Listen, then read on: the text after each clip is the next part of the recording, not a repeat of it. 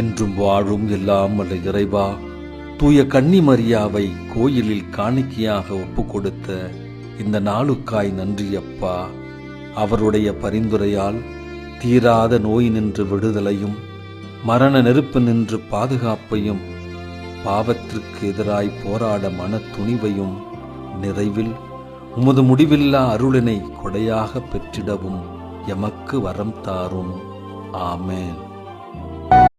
Almighty ever-living God, as we honor the memory of the Blessed Virgin Mary and seek her help, grant that through her intercession we may be saved from all dangers, sufferings and death, and the grace to fight the evil, and like her, share in the fullness of your grace.